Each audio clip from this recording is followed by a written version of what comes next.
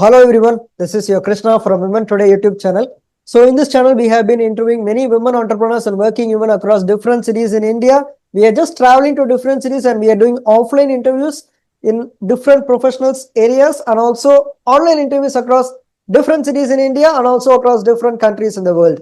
So today's our guest is from Melbourne, Australia. Her name is Nikita Surana and she is a very famous mindful parenting, and also she is dealing with child psychology and neuroscience. So I welcome you, Nikita Surana ma'am. So please kindly introduce about yourself, about the kind of work that you do to the audience who are watching this interview right now, ma'am. Yeah, so thank you so much, first of all, for inviting me here and giving me this opportunity. So yeah, I'm Nikita Surana, so life and parenting coach, and I'm as well as founder of Mindful Mama Nikki. So where I help parents to raise emotionally confident and mindful kids. So basically, this journey into parenting comes from a very personal space. So I am basically from IT background. I still work as a software tester. But then when I became especially I'm a mom of two kids. So when I became mom, I realized that parenting is not only about managing their behaviors, but it's about understanding their brain, their emotions, and every emotion behind their behavior, basically. So this led me to the curiosity in learning neuroscience and child psychology and conscious parenting, and hence I run my own programs, and with my content I help parents to do so, because I also believe that when parents heal and understand and deeply connect with their kids, the children automatically thrive. Yeah. So Great to know yeah, you. here I Yeah, am. that's great to know you're from an IT background and you're a software tester. So being a software tester, you should be either working in manual or automation testing like in Selenium or something. But the thing is that you have concentrated totally to a very different stream like child psychology and neuroscience. So tell me, ma'am, at what point of time did you Right. actually turn your professional career from a totally software tester IT stream to a different mindful parenting into neuroscience and child psychology? What was that moment which sparked you interest in this parenting field, ma'am? Yeah. So when I was like mom with my first kid, so I have two kids. One is now 6 year old, another one is 3 years old. So with the first kid, it was everything was going okay, smooth, and he was also fine, not that bad. But after second kid, I realized, oh my God, parenting is like going to, it's too difficult. It's not that easy managing two kids and siblings. They have lots of conflicts, so resolving those, and then my behavior also started changing. I started yelling at them, and those kind of things came up. And then I realized, no, this is not working out, and I have to change myself. So probably last year, like I started reading all these things, and then started changing myself first. And then I thought, like 2 3 months back, I thought that now this is the right time for me to help other parents as well, if they are, because I'm sure that most of the parents might be dealing with these kind of things. And then when I started studying more about it, I realized it's so important to give kids a very good parenting, because everything depends on their environment and how and what kind of cultural environment, like everything, what kind of parenting they get. So, and that's how like they grow.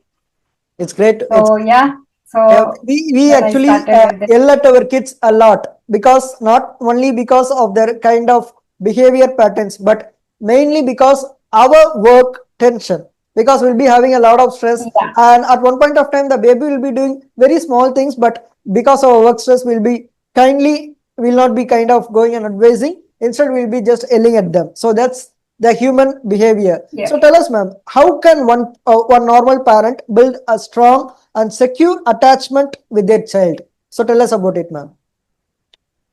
Yeah, so a normal parent can help to build.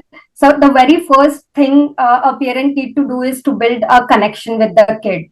So at every moment they need to build a connection. So even if they are throwing tantrums, or even if you want to discipline a kid, the first thing you need to do as a parent is build connection with them. You need to give them a very good quality time with no devices around. Just focus on them. What are they trying to say? What are like, if they want to perform something, just listen to them carefully. Do that eye to eye contact, and make them feel that, yeah, they are seen, they are also heard. And that's how you can build a secure attachment. And the other main thing I think is being emotionally available with your kid. So even if they hurt others, or even if they are hurt, you need to be emotionally available with them at every stage. And there are multiple ways of being emotionally available. So that's how you can build a secure attachment. So the main thing parents need to remember is connection. Connection comes before correction. That's it. Yes, of course. First, we should try to analyze what's actually truly existing. Then we should connect. Then only we'll be able to truly analyze and realize what's existing over there, and we can connect it. I mean, we can correct it. So it's not only with the kids, even with our great elderly parents, even with our friends. If you're trying to keep the gadgets out of our way, and if you're trying to connect, then we can do everything in a very smooth manner. So that's the pattern which you're following, even with the kids. So it's not like what we do with only with the elders, we should just disconnect and connect with a new pattern of the children. We can just follow the same pattern. Of course, they are the kids, they are the same soul, they are the same human beings who is going to grow in the future. So I think each and every individual of a different age category, they should keep the electronic gadgets simple, just for 10 minutes away, and just try to connect. Only Just when, for 10 minutes. yeah, because most of parents and most of the humans, they have a normal behavior when a third person is coming and talking to them. They don't even try to understand what's happening. If they kind and point out that your children is doing something wrong, they go directly to the children and they just yell at them, and sometimes they beat them. So it's a very typical human behavior, thinking that even before asking whether it's true or not, even without kind of analyzing, even without kind of doing any kind of inspection, they just directly go and yell at them.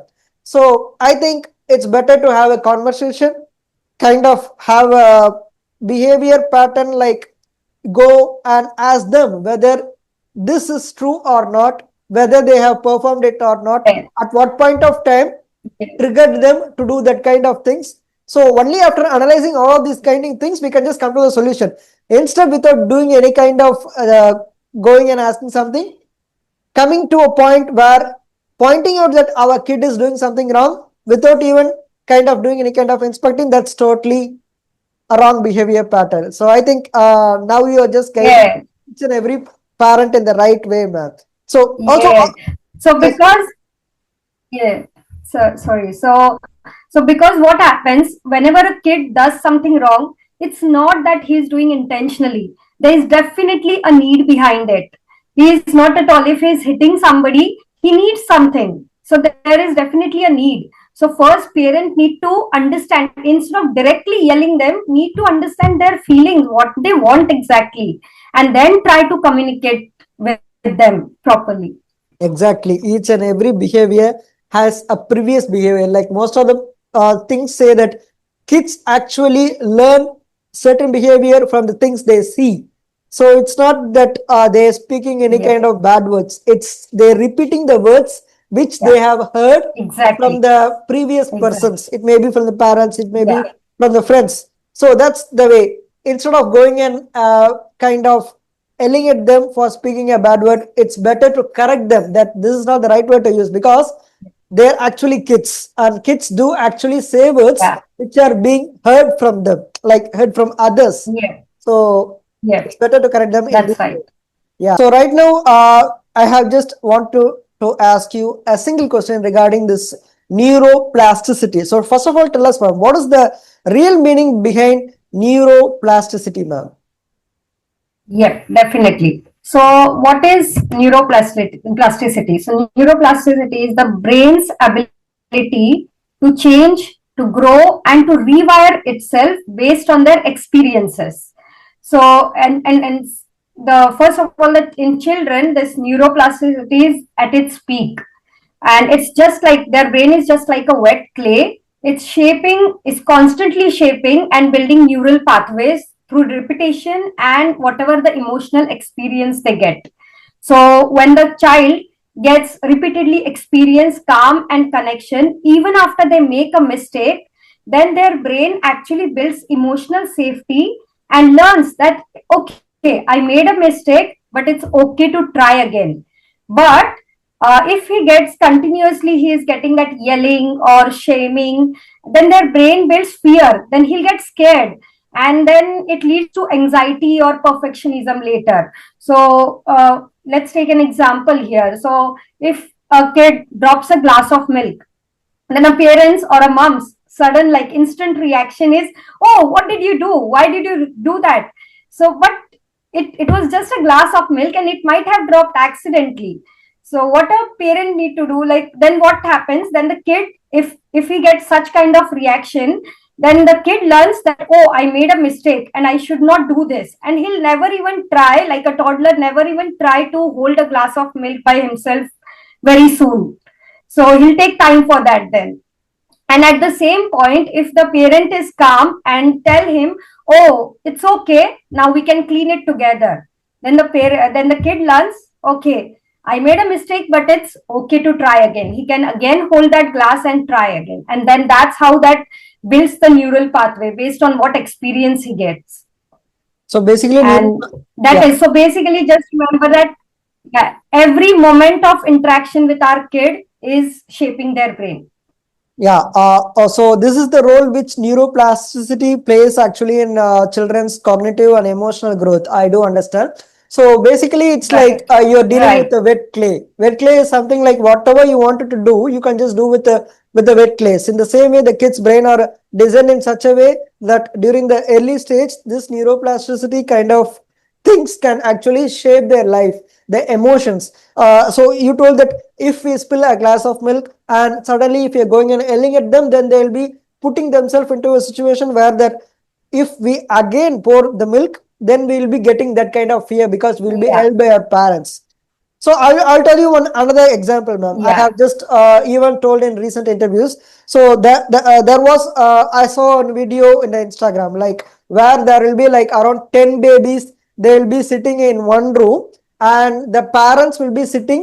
I mean, they will be standing near the door, and in that one single room, only the 10 kids alone they will be over there, and you must have seen python snakes, right, ma'am? That Ah, python, right. I have seen that video. yeah, Yeah. exactly. That the great python shape snakes are actually very fearful creatures. Even if but python snakes are totally harmless. They just go here and there, but it will be looking very big, like very tiny, like 10 centimeters to like 30, like Yeah. it will be very massive. And around 4 to 5 python snakes will be crawling here and there, and the parents will be standing at the door, and the trainers will be telling that the parents should not do any kind of emotions, because once the baby's environment is kind of introduced with the pythons, the snakes, then the immediate emotion that the baby gives out is first they look at the parents. If the parents are fearing, if they Yeah. are finding any kind of scare, and they'll be repetitively doing that same thing, okay, they'll be analyzing and seeing, okay, that's the thing which we should scare, then they'll be like having a very kind of afraid looks. But the thing is that they'll be parents will be remaining calm, and the babies will be thinking like, okay, this is something like we should never ever kind of feel for anything. So the pythons will be doing its normal thing. It's a very harmless creature. It will be crawling here and there, and the babies will be simply just sitting, just looking at the pythons, and it's a wonderful video. So I think that's where you're trying Yeah. to connect this kind of emotional growth with the neuroplasticity term. Right. So that's a really Right. great thing, man. And that's how it develops wiring into the brain, Yeah. because they Actually, are getting those kind of experience. They're seeing that. Yeah. yeah, the thing is that also do this is a very strong message to each and every parent over there. So if there is any kind of emotional kind of trauma which you are giving to a kid because of doing certain things, then the trauma will not be going from that kid from the childhood age. It will be remaining till the end of the life. That's a very great thing which I wanted to tell via this interview, because you may be thinking like, okay, that kid is right now like at the 40s or 50s age, but the thing is that unconsciously, I don't want to tell it as a very conscious manner, but if they are feared for certain things in the child, and that behavior pattern will be actually immersed in the subconscious mind, and it will be coming out. So that's the thing. Yeah, in future, of course, they will, whatever the kids face in their childhood, they will definitely face, like do the same thing in their adulthood as well. So that carry forward because it's fit in their subconscious mind. So if kids go kind like through any kind of trauma, then it's very dangerous. So the parent need to fix it right now and there. So it's very simple. Like according to the culture in which the country, in which the city the kid grows, better to kind of introduce themselves into the society and better to make them adjust to the society. And of course, everything is written by God and everything is written by the universe or something. But the thing is that we should give them a basic structure so that the people, because kids who grow up in a different country cannot adapt to a very different country. That's totally different. But in the early stage, which we can actually kind of go and give them skills, whatever they needed to learn in their life, like swimming, like cycling or anything, something like that. So also tell us, ma'am, it's not only with the parents, because most of the time in today's modern world, the parents go to the offices and they leave their kids in play school. And at that time, how can the caregivers, and when the babies are at home, how can the parents can actually support healthy brain development in children, ma'am? Yep. So the parents, so basically there are three pillars for this. So parents can support a healthy brain development by safety, connection, and stimulation. So giving them emotional safety is most important thing, and not by yelling or punishing them, but we need to focus on keeping their brain in the learning zone. So what happens is, if there so there are, like I hope you know that there are two brain, like emotional brain and thinking brain. So if their emotional brain is, in kids, it's most of the times it's active. So if their emotional brain is active and their thinking brain is not active, then they will keep on throwing the tantrums. They will not understand what to react after that, like what to respond, what to do after that. So when they throw tantrums, their emotional brain hijacks their prefrontal, their thinking brain. So then they are not in the mode of learning. So what parent need to try to think that we need to focus on keeping their brain in learning mode. So we need to understand them and try to make their emotional brain calm down, and then teach them, then tell them about the solution or the consequence, so that they get that emotional safety, they get that trust from the parent. Okay, this is the safe place for me. And second thing is connect with them always. If you want to talk to your kid and anything, they won't, if they are busy in something, they won't understand what you are trying to say. That's not of their interest. So go to them, give them that warmth, the feeling of warmth also make them feel the connection.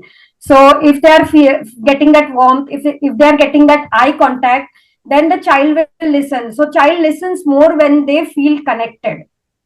So for their healthy brain development, this is also the very important thing. Okay, they are feeling that, okay, they are safe with their parents.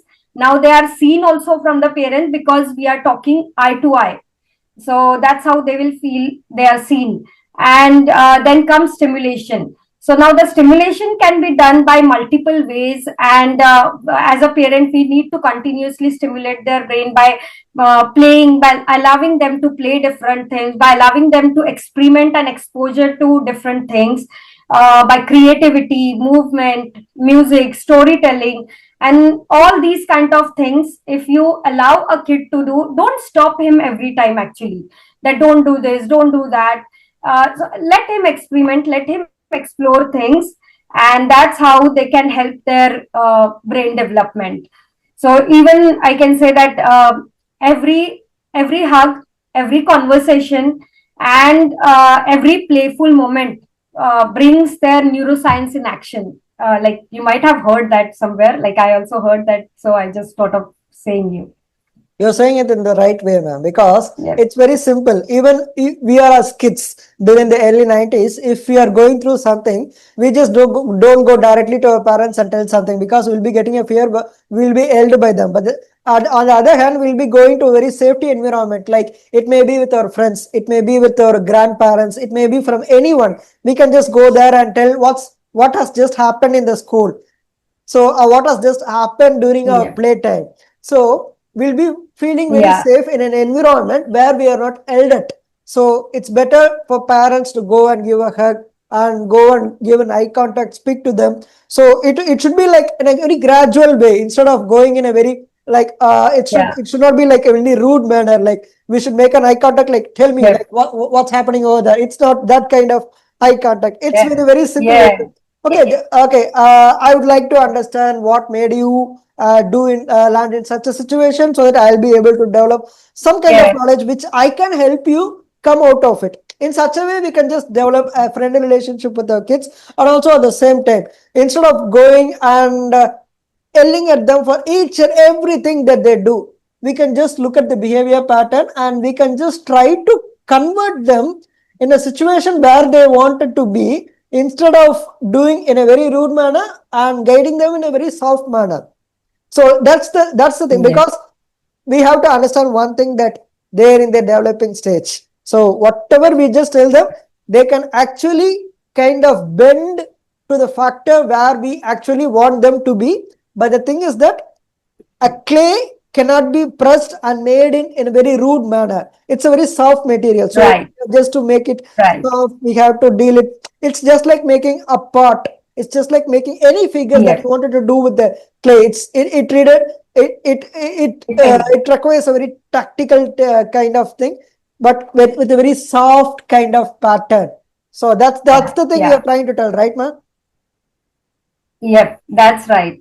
And yeah, so it all depends our communication actually. So even if as a parent, we need to try to, increase curiosity in the, like you said, what made you do that thing. So we always should try to ask the questions in a way that actually increases the curiosity in their mind. So for example, why did you do that? Instead of saying that, we can say that what made you did that, what was happening in your mind when that happened, like what was going on in your mind when that happened. So it increases curiosity. So when a kid comes from the school, instead of asking them like just like a normal question, how was your day, just ask them what went well today. So it triggers that, okay, what went well means only it gives positive things. But if you say how was your day, then he'll keep on thinking negative things as well. Oh, this didn't go well, this didn't go right. So that way, so we need to communicate in a way that increases curiosity and lead them to a positive direction. That's the same. That's a very simple pattern which people actually follow even in the elderly stage, in the middle stage. You look at many marketing advertisements. They first create the curiosity, then they kind of Yeah, the that's kind right. of the society people come into it. Then they'll be explaining the entire subject. Then they'll be able to analyze and realize what's actually there, instead of telling that, okay, this is Yeah, the cell phone and it's like costing you like 1,000 or like a minimum of $10,000. Then no one will be coming inside and saying what's that there in it. Instead, you can just tell that, okay, we are just going to offer within like $100. People will be very eager to go and see that. And once they come, they'll be telling that, yeah, it's $100 EMI. So it's basically like you're creating yeah, the curiosity, you're making the people bring in, and then you're trying to tell. Of course, out of 10 people, only yeah, few people buy it. But the thing is that if they're not telling it in this pattern, then even that few people will not be entering inside without any kind of curiosity. yeah. That's the That's what is psychology. that's the psychological pattern which we actually want to follow with Yeah, the kids. We should actually create curiosity, yeah, make yeah. them believe that there is something that we can actually provide them. Once they come in, we can actually make them explain, because without even having a Right. attachment, we can't actually try to communicate with them. So I do think that you're right in that way, ma'am.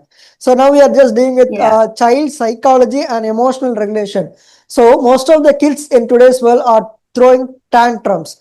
I need that cell phone. Yeah. I need that doll. I need that ice cream. I need that iPad. So I don't know what's going to happen. I need that. So this is the kind of tantrums. And also they do meltdowns. Mama, please give me that iPhone. Mama, why can't I have that my ice cream right now? So these are the meltdown and tantrum patterns which kids they daily have in the daily life. But at one point of time, they know better that this is not the right thing which we should do. But even then, they just throw the tantrums or the meltdowns. So tell us, ma'am, what is this behavior pattern with the children? Why are they doing like that? Is it the common behavior which we can see in every kid's life? And tell us how we can actually change the tantrums. Tell us about it, ma'am. Yeah. So, So these tantrums, first of all, why they throw tantrums is because, so as I said, there are like prefrontal and emotional brain. So while they throw tantrum, their emotional brain, as I said, it's completely hijacked. Their prefrontal is completely hijacked by the emotional brain. So if their emotional brain is activated, they won't understand how to behave now, because they have not learned in their they did not get that experience only in their life. So they will, and this tantrums is part, it's very normal, it's part of their life. It's like age wise also, kids do throw tantrum, and they will throw, and it's on us that how we teach them to regulate their emotions. So there are certain ways to deal with the tantrum. So for dealing, like there are conflicts, there are discipline, there are tantrums, everything is there. So for dealing with this, first of all, a parent need to model calm. That okay, they need to pause themselves, regulate their emotions, so that they don't get in that fight mode. So what happens if a kid is, let's say if siblings are fighting, then the parents instantly come, hey, don't fight, don't fight, don't fight. But that's not the way. First we need to understand why are they fighting actually. We need to pause ourselves and get our prefrontal active, so that we can tell them we can talk to them about the consequence, we can understand their need, their feelings. Then once you calm down yourself, you need to go and see, okay, like what is the reason behind it. So try to understand their feeling, name their feeling basically. If they are disappointed or if they are sad, then tell them, I know that you're sad, I know that you're disappointed, and then normalize it. Like, it's okay to feel sad sometimes. Just tell them these feelings are okay. Don't try to stop their feelings.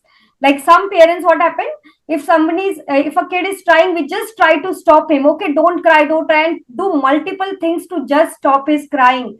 But we need to understand here that he is also a human being like we are. So he is just a mini adult. He's not that he doesn't understand those kind of things, because the main reason behind throwing tantrum is their prefrontal cortex is not fully developed until 25 years of age, until their mid 20s. So they won't be able to understand like what to react, as I said, because they don't have that impulse control. So that's why they are throwing tantrums. Just a and minute. now You're telling that this prefrontal cortex actually takes time till the age of 25. So it's like even when they do go to college, they're during the teenage years. So they do follow the same pattern of doing tantrums. That's why I now understand that during the college days, actually, the teenage fellows do a lot of tantrums. I need that bike. So that's because, now I understand. Because it is because of the prefrontal cortex in the brain, which has not still developed. Everything is because of prefrontal. Because what happens, there's survival brain and emotional brain. So there are three parts, like survival, emotional, and prefrontal. So survival and emotional, they are active since their childhood. They keep on crying. Now crying is like a baby. If he's crying, it's just a form of their behavior. It's just he trying to express his emotions. It's the way of his expression. But he does, because there are no wirings yet in their brains and their prefrontal is not yet developed, they won't understand why am I crying? Why am I doing this? So we need to regulate their emotion. It's our job to teach them. And that's what, like prefrontal, it's not developed until their mid 20s, like 25 years of age, they will throw tantrum. And now it's on us to regulate that. And this regulation can be done by, as I said, name their feelings. Like when a kid is sad, go to him, okay, tell them, I know that you are disappointed, I know that you're sad, and it's okay, we can deal with it together. You can tell me what's happening in your mind. So just talk to him like that. And if it comes to a discipline, then for discipline, the most important thing is to be kind and firm at the same time. So the parents, while disciplining the kids, it's for, as a parent, we need to be boss of our kid. We need to, like, work like behave like a leader. So just treat your kids like a leader. Okay, if he is hurting somebody, then tell him that I won't let you hurt. So this I, when it comes I, it gives in our mind, it makes ourselves feel, okay, now I am a leader and I need to fix this. So tell them like that, that I won't let you hurt. So if you tell them like that, and do some actions like hold their wrist, or take them, not by pulling them to another room, hold their wrist and tell them, I need to take you to another room so that we all remain safe. So now what's happening? You are telling them that I won't let you hurt. You are telling them that I'm taking you to another room so that we all remain safe. So you are also talking about the consequence. So the kid is understanding, okay, hurting will not, will make everything unsafe. So it's important for the child to know that it's unsafe and I need to stop hitting. So so by your actions, by understanding there, I know, telling them, I know this is, you are hurting. Like first try to also explain them, depending on, it all depends on the situation. So why did he hurt that? Because he might need some toy. The other kid have taken the toy and he hit him. So I know that you need that toy and it's very hard to keep waiting for that toy. So I'll have to stop you hitting him, because this is not the right thing. And we are now going to the another room, and so that everybody remains safe. So you need to be very smart with the kids, smart and creative with your communication. So it all depends on that, how you regulate. So just remember three things: regulate yourself, then give them the, after regulating, just try to understand them, like nurture, name and nurture their feelings, and then try to give them the consequence, like what can happen, what you need to do, what solution we have. So yeah, it just works that way. There is a proper structure for that, which we can, actually bring in our life to deal with the discipline and tantrums and all the conflicts. It's a very nice manner to learn that, of course, we can actually take some time and we can actually control the kid in a structured manner. But tell us, ma'am, at one point of time, consider like around 1 a.m. in the night, the kids throw tantrums, like a very simple tantrum, like I want a balloon. But at one point of time in the midnight, where we can go and find a shop which is open during the midnights which sell balloons. So at that time, they just throw a very high tantrum and the emotional outburst will be very high. So at that point of time, where just keep on continuously throwing tantrums. So tell us what instant thing we can actually do to them so that they will be actually calming down, ma'am. So tell us, this one simple idea will help a lot of people around, because they don't know what to do when they are actually going out of the control, doing emotional outburst. So tell us what parent or what caregiver should do at this point of situation, ma'am. Yeah. So at when there is completely emotional outburst and we don't have option, then first thing what parent need to do, okay, now he is crying. So tell him, I know that you are really excited. You want a balloon, you want to play with it, but you know that it is night time, right? And the shops might not be open. So how about now try to give them choices. So here choices works very well. So always remember that the choices should be within the limits and you should be okay with both the choices. So if you give them two choices, like for example, okay, yeah, so it's okay, but we cannot get balloon now. I can definitely try giving it to you tomorrow morning. But how about now if we can go to bed and sleep so that the fairy comes in the morning, just build a story around it and then make him calm down or make him sleep in that way, or either offer him choices. Then how about if we go out and play, like just take him out of the room if we can go out. It's if it's completely outburst, that's why I'm saying this. Otherwise, try to first calm down in their room itself, whatever options you have in the room. So if it's completely outburst, then try to tell them, see, we have two toys in your toy room, so how about you play with your doll, and we can take another like another toy from your brother and you can play with those two toys. So try to divert him. So first thing, you need to try to be playful with them. So try playful, try giving choices to them and make them calm down, because they are not going to understand. They are going to ask for the balloon. So we need to tell them, by calming them, after calming them, we need to tell them, okay, the shops are closed and we cannot get it now. So what can we do? So, so first, okay, I know it's this, I know, I wonder, these words, I think, work very well with me and definitely with other parents as well. So we need to make them feel, okay, they are understood. Okay, my mom knows that I need a balloon and she's going to give me tomorrow morning. But it no, okay, if she knows me, then now I can also trust her and accept her choices. So the kid will understand that way.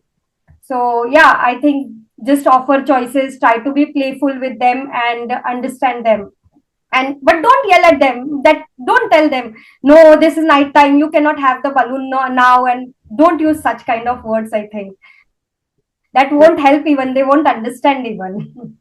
Yeah, this kind of pattern, this kind of remedies can be used not only in the childhood age but also in the elderly age. Consider a situation where a person is coming to the airport at the right time, but the thing is that the flight is overbooked. Of course, each and every airlines are doing overbooking because they want to run the airlines in a very safe manner. That's why they do the overbooking. Instead of 180 seats, they fill 200 seats, and passengers who are coming at the last minute, they'll be calming them.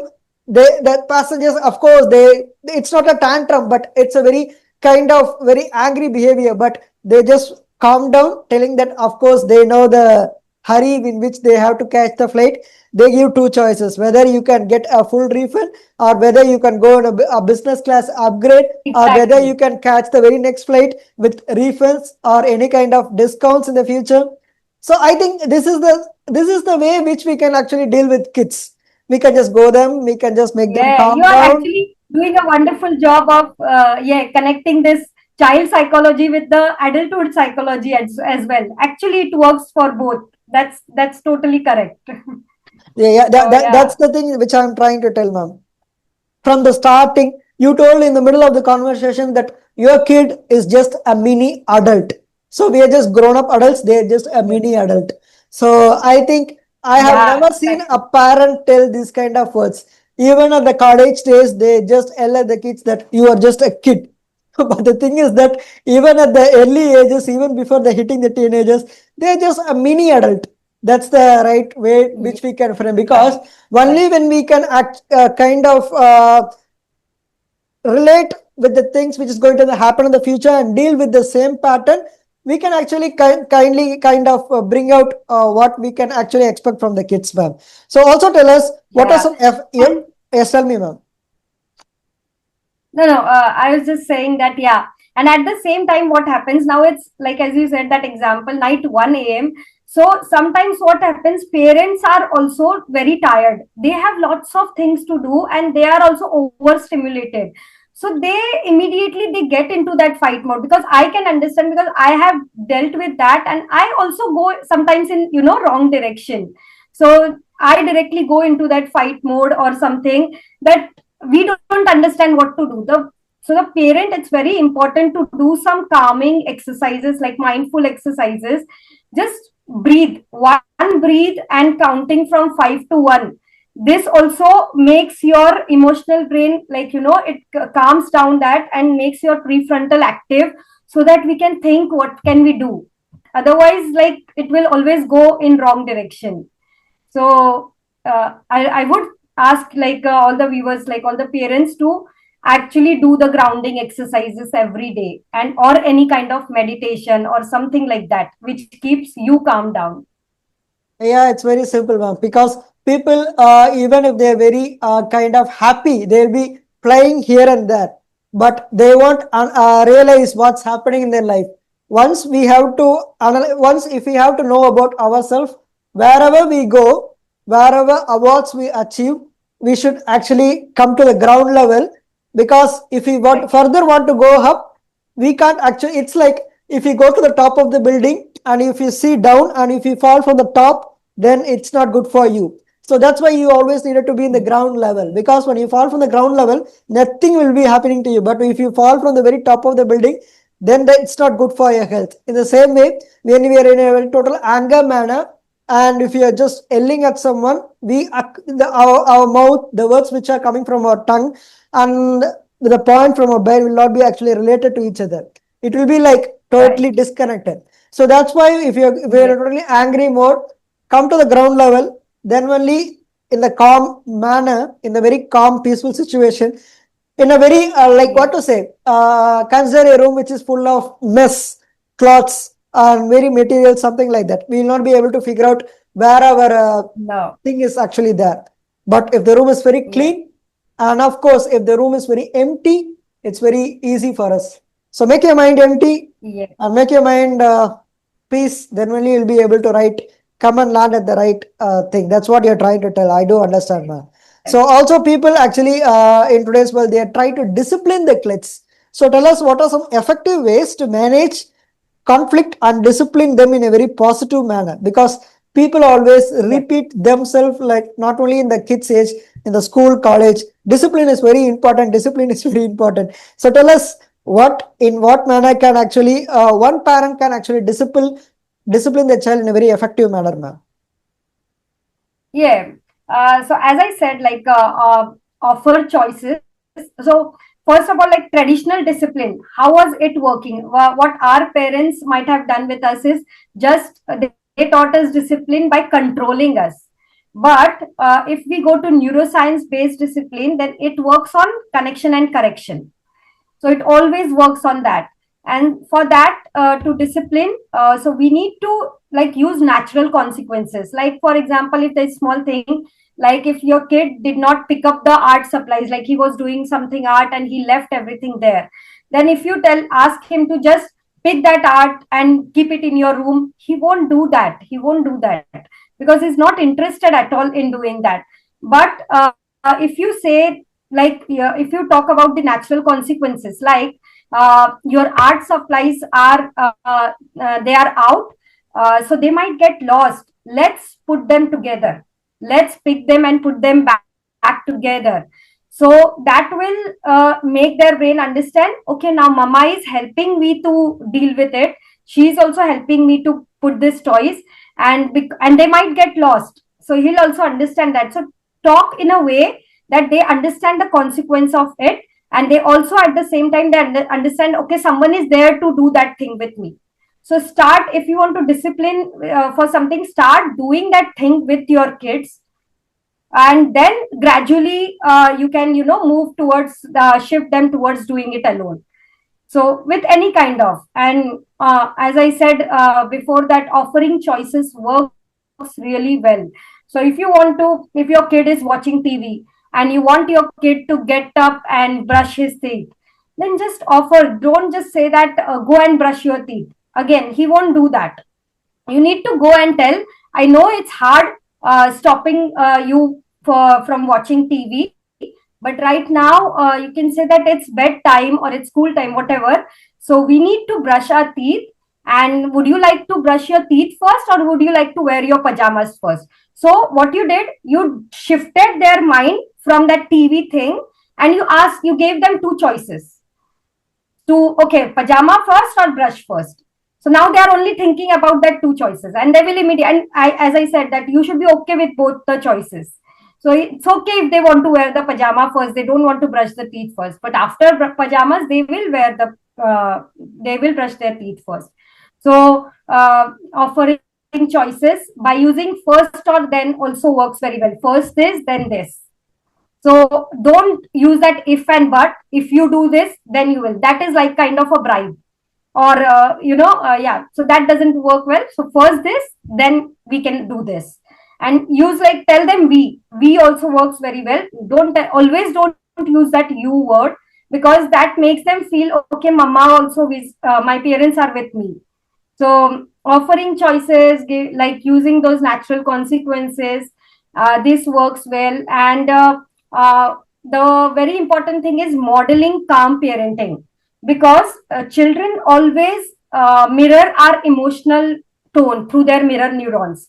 So mirror neurons are basically brain cells that, as we discussed before, they respond to actions that they have observed before. So keep your tone in a calm tone. Just keep a calm tone. Try like model the calm, like calm problem solving, you can say. So that's how uh, you can deal with your kid and be kind and firm at the same time. Just try, remember that you are the boss of your kid, so you need to be kind with them as well as firm with them, because if you are not firm, if you are too kind, they will go in a wrong way. If you are too firm and not kind, they will not listen to you. So you need to balance that way, kind and firm. Of course, as you told in the middle of the conversation that never ever try to bribe your kid with something, because in the same way it will happen in the future. Like it's like a mirroring effect. Like in the future, the kid will be asking you, if you do that, then I will do this. So that's the behavior Yeah, pattern which the exactly. kids kind of mirror the parenting behavior with the parents. I do Yeah. understand that.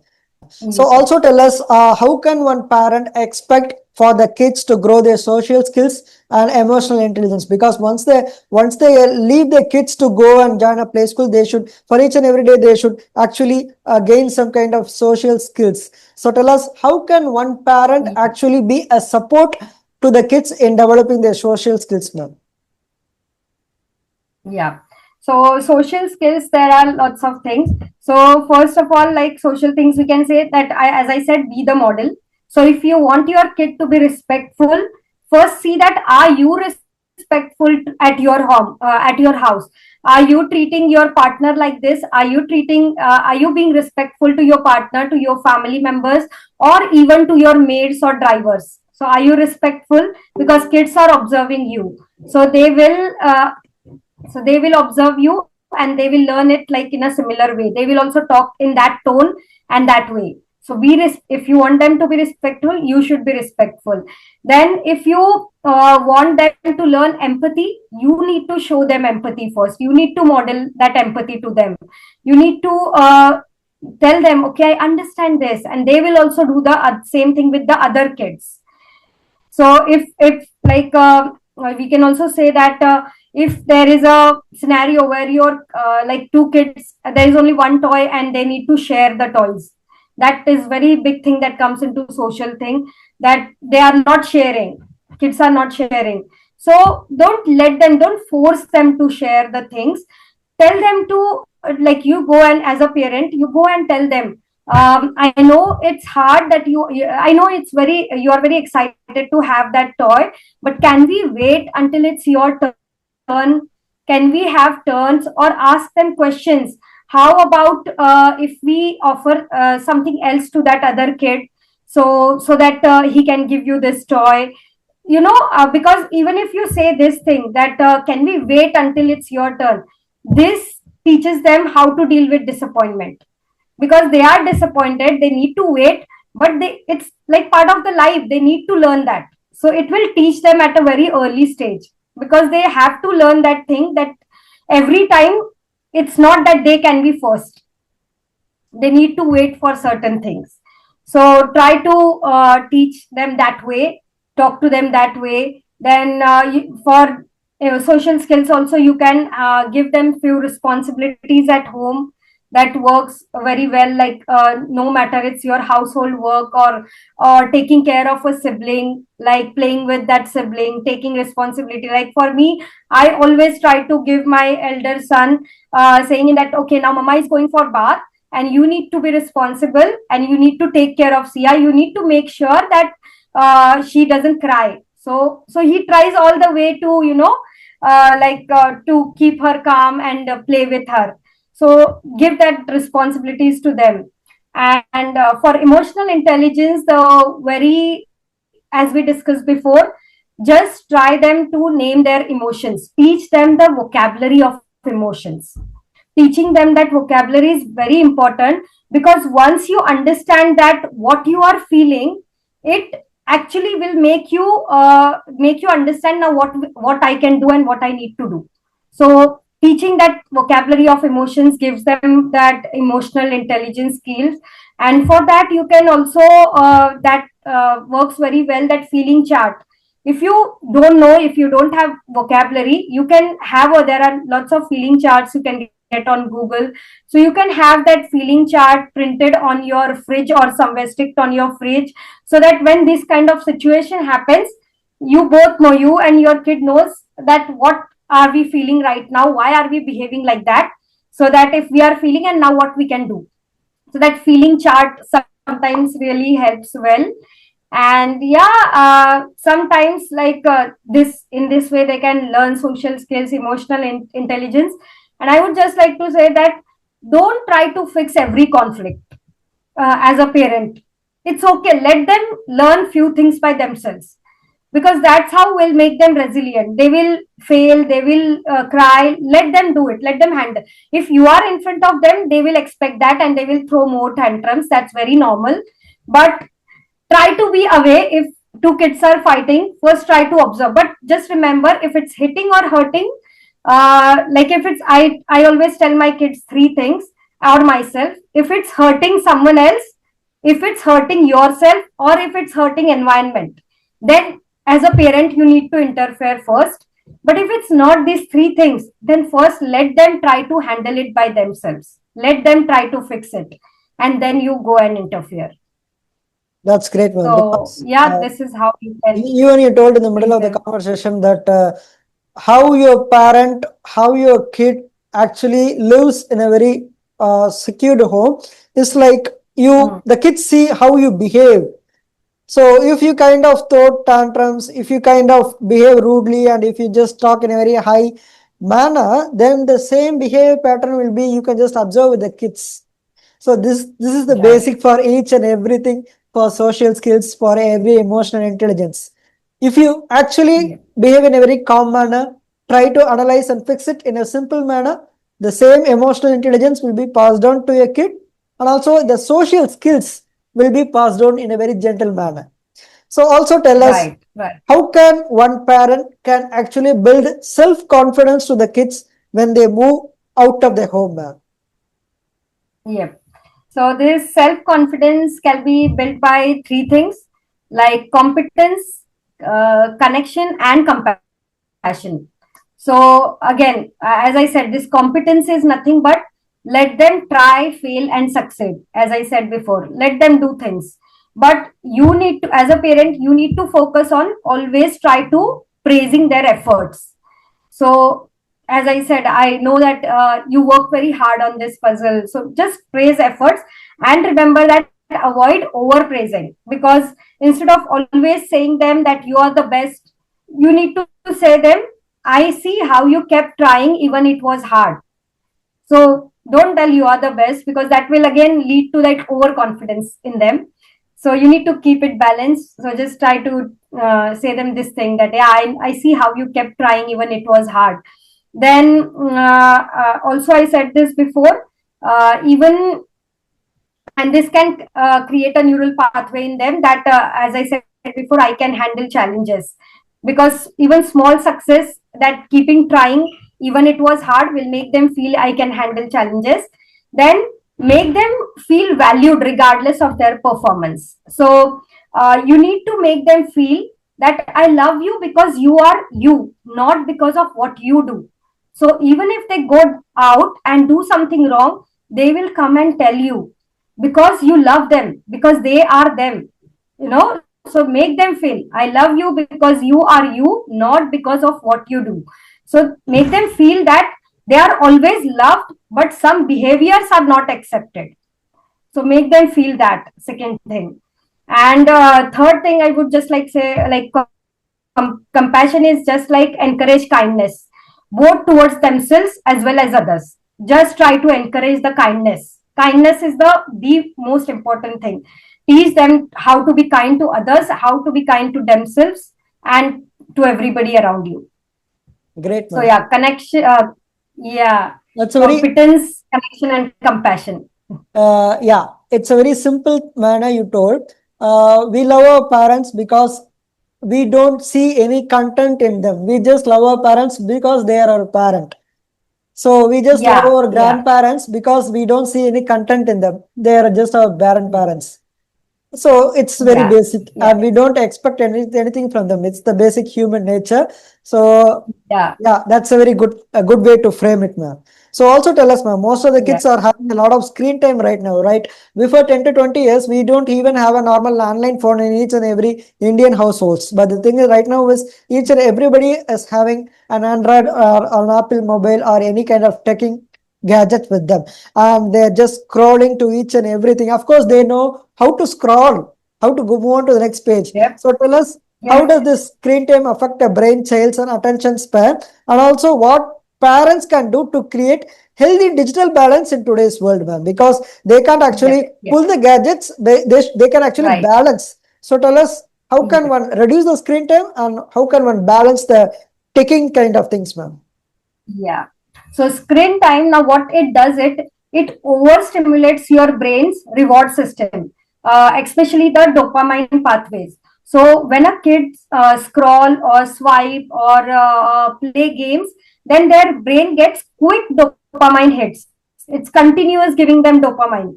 Even if that reels is the worst thing that gives them really bad dopamine hits. It's continuous changing their pathways and giving them that hits, and over time this dopamine hits, it rewires the attention, making them hard to focus on learning, reading, or listening, all these things.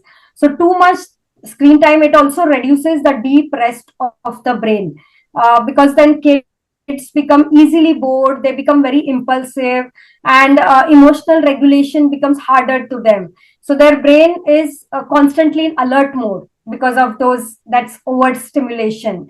So I won't say zero screen time, but have a mindful screen time, basically. And how a parents can help in this by giving them like healthy digital balance. So it can be done by co-viewing and co-engagement. So when you, the screen time should not be part of isolation. Okay, now I am doing my work, you go and watch your screen. So it should not work like that. It should always be co-viewing and co-engagement can be like when you we watch or play together, screens become tool for their connection, not isolation. So it will be good form, like screen time will not always be like kind of part of isolation, but they will be the tool for their connection. We are enjoying watching TV together, so that's fine sometimes. And this can be done by setting clear digital boundaries at home. So it's very important to have screen free zones at home and screen free times at home. Like screen free zones mean it's not, TV is not allowed in the bedroom, TV is not allowed in the dining room or in the kitchen. It can only be watched in the living room. So no screens, no phone and all in these kind of areas. And having screen free times like morning and before bedtime, it's very important that the kids should not watch TV. These are the most important times. So the parents should have a strict boundary for that. Just paste these rules if you want at your house, that these are the screen free zones and these are the screen free time. And the very most powerful step a parent need to take is be the model. If you stop scrolling in front of them all the time, if you stop scrolling while eating or something, then kids will do the same thing.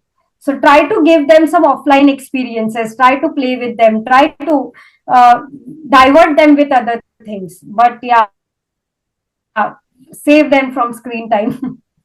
Yeah, okay, great, ma'am. So also tell us, people actually make their kids early to sleep early, but the thing is that kids do wake up a lot of time. They just go here and there. So how does this lack of sleep and physical activity is very important, but most of the parents, they'll be taking out the kids to the park only during the evening time, but most of the time the kids will be remaining idle at home. So physical activity will be less, and also proper nutrition will also influence children's behavior. So tell us, how does this lack of sleep, lack of physical activity, lack of proper nutrition can actually have a very high impact on children's behavior, ma'am?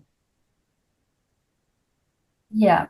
So lack of sleep mainly affects their prefrontal cortex because it's not getting that rest. So it makes emotional control harder at any point in your life, even for even for us. Like if we have less sleep, then we'll be stressed out, we'll be tired, and these type of things. So it lack of sleep always affects that prefrontal cortex, and it makes the emotional control harder. And that's why kids sometimes feel more tired and they are very moody at certain times. And so lack of sleep is that. And yeah, physical activity, what physical activity does is it actually releases that endorphins, and while these endorphins are released, it enhances your focus. So physical activity is movement is very important basically for the kids. Kids are meant for movement. When we say that my kids do not sit at one place, so it's okay. Kids are meant for that. Let them do that. Let them enjoy their, their this time. So movement is most important thing because it releases endorphins and that enhances your focus. And nutrition is the most important thing because it fuels your brain. Everything goes from your nutrition. So if you have some kind of deficiencies in iron, zinc, or omega-3, or diets which are high in sugar, that is the most important thing that affects your attention and mood, that creates anxiety basically, the diet which is high in sugar. So try to keep that control. Try to give at least what I do at my home, that I know that Saturday, Sunday is not in my control most of the time, because we go out, we go for parties and all, kids will eat there, we cannot stop them. But at least you have Monday to Friday in your hand. So try to give them as much as healthy diet as you can. And don't keep, if you keep unhealthy diet at your house, your kids will have that. So don't keep it in your house. At Saturday, Sunday, it's fine if they go and eat outside sometimes, because you cannot stop them every time. So Monday to Friday is your time. Try to balance it out. So yeah, and these are the three things. Like lack of sleep, it affects your prefrontal cortex. Physical activity gives endorphins and enhances your focus. And nutrition, just remember that it fuels your brain. Of course, these are important not only for kids, but till the end of our life. All these physical activities should be balanced, so that till 60 we can be just walking. I mean, till the end of our life, it may be like hundreds, it may be beyond 100. So physical activity is important, proper nutrition and proper sleep, giving body physical rest is very important. I do understand, ma'am. So also tell us, what are the most common misconceptions about child psychology and mental health? Because most of people will be confused with child psychology and mental health. So tell us, what are the myths and misconceptions regarding this department, ma'am? Yeah.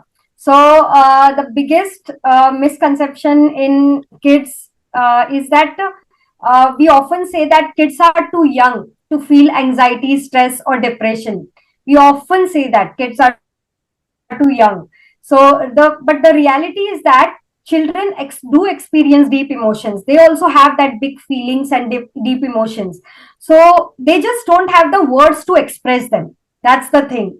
But few children do have that, and then it comes out as tantrums or clinginess or misbehavior, because they have got those kind of experiences, so they can deal with it. They have that, so accept it, accept whatever is going on, and then try to figure out the ways. And then another myth is that therapy or counseling means wrong. Something is, it's not only for kids, but it's for elder people also, that if a person is taking therapy or he's doing some counseling, then something is wrong with that person. So that's not that's a biggest myth. And because mental health support is just like coaching, it helps children and parents understand their emotions, build some coping tools, and strengthen their communication. So yeah, these are the two myths which I think. And child psychology, because it's not like just you label your kids, it's about understanding what their behavior is trying to say you. So yep, this is what I think. And yeah, so what I want to say, behind every what is that? So behind every difficult child, there is a story waiting to be heard. I read it somewhere. Yeah. So it was a very nice line that I thought of saying. Yeah. As we Because said, behind every difficult child, there is a story, definitely. So try ev- to listen to that story.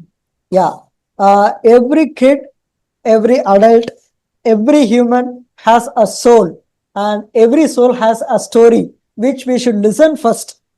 Only after listening, we can try to analyze by just seeing some news, what's happening in the media, by reading some articles, what's in the newspaper.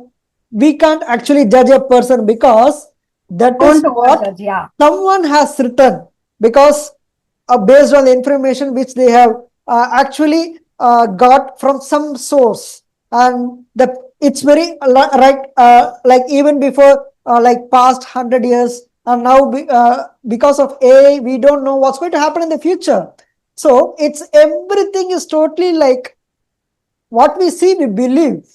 We just don't try Yes. to think for some time whether this information Yeah. which is provided about some person in this article or in this media, in this digital world, is true or not. We just Yes. blankly kind of accept what is published to us, instead of course we don't have any time to go and analyze whether it's true or not. Of course it's not our duty, but when it comes to our relatives, when it comes to our close friends, at least if we hear something which is not good about them from some person, even from our old family, even from our close friends, we should do just one simple thing: go talk to that person, try to Right. understand that soul, connect with that soul, at least spend some half an hour time to that soul. Only after that too, we should try to connect in such a way that they will be able to let themselves speak out. If we ask in a very rude manner, then they will be not be able to speak out. We should give some time, Yes. make them realize that we are in a safe environment, let them talk, and only after all these things happen, then we can come to a conclusion. We can come to a solution where we can actually give them help so that they can actually come out of that kind of phase in that life. So it's not only with the Right. kids, Right. it's Exactly. also with the adults. So that's a great That conversation is, with yeah. you regarding parenting, child psychology, and every neuroscience departments. So one final question for this interview is very simple. Via this interview, if you want to convey anything, any message to the people who are watching this interview right now, it may be to the kids, adults, elderly people, middle-aged people, anyone. So tell us, what is the particular message would you like to connect to the audience who are watching this interview across each and every country in this world, man? Yeah. So the one message I would just like to tell to your audience, that always give your kid a very positive environment. Try to connect with them. The connection is the key. If you are connected to them right now, then they will be connected with you forever. So bring that connection in you. The connection is the key, is what I feel. Of course, that's a very And modeling is another message. Just be the role model for your kid. yeah, it's a very simple message. Be a model, expect your kid to be your mini model. So that's a very great message. Also, Yeah. getting connected is very, very important. So if you connect, if you remain connected to your friend, if you remain connected to a kid, then you can actually pass the information, you can get the information. Both vice versa Yes. happens only when you stay connected. So I think connection is Yeah. the better. Communication is very must. Instead of coming at a kind of judgment, you can kind of have a connection, communication, have a compassion, and after everything, you can arrive at the solution. So right now, that's the Yeah. very And one more thing, just I would like to tell the parents that only one parent don't, like, force force everything on one parent. Work like as a team. Be like both the parent need to work as a team if they want their kid to, grow properly, in every aspect. So please work as a team. Discuss what are the goals for your kids. So discuss about that, and then because the kids will not be confused that one parent is saying that the other one is saying. So please work as a team for the parents. Of course, team is everything. Every person can do one single job, but of course, each and every person can do that job. So collectively. So that's a great kind of Yes. conversation with you, ma'am. So people who are watching this interview right now, please go click on the subscribe. Please go click on the bell icon so that you can receive notifications whenever I post new videos regarding women entrepreneurs and working women across different cities in India and also across different countries in the world. So today's your host is Krishna, hosting this Women Today YouTube channel. And today's our guest is from Australia, Melbourne. Her name is Nikita Surana. She is a very famous child psychologist, and also she is working in mindful parenting in neuroscience and child psychology. So thank you once again for just accepting me to host this wonderful interview with you. It was a great conversation with you, ma'am. So good evening, ma'am. All the best for your future ventures. Have a very nice day, ma'am. Thank you so much. Yeah, Thank you, thank ma'am. you.